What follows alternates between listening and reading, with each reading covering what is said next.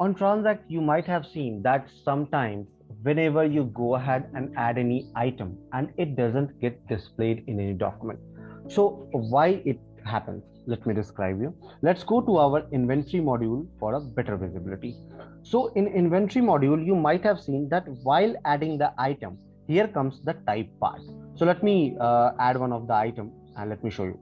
So whenever I will go ahead and add any item, here comes the buy, sell and both option. So buy, sell and both option is the main key feature to display any item in any document. Like suppose if you have created any item and you have entered it in the buy segment. So while creating the sales document, it will not get displayed into your document.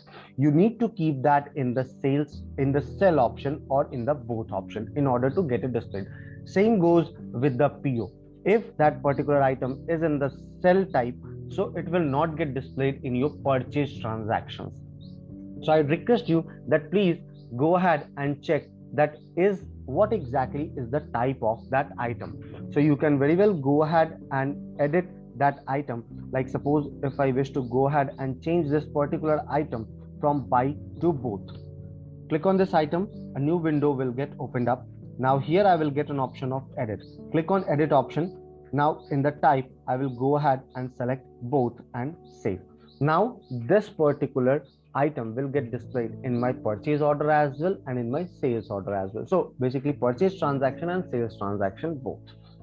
Also, just to highlight you, while creating any document, you might have seen that in drop down, here comes only 20 items in the display. So why does it happen? So we have provided only 20 item option to make your documentation simpler and easier. You can go ahead and type that particular item ID or item name, and that item will get fetched in the drop down if that is not coming in that 20 list. So I hope it helped you out. Have a good day ahead.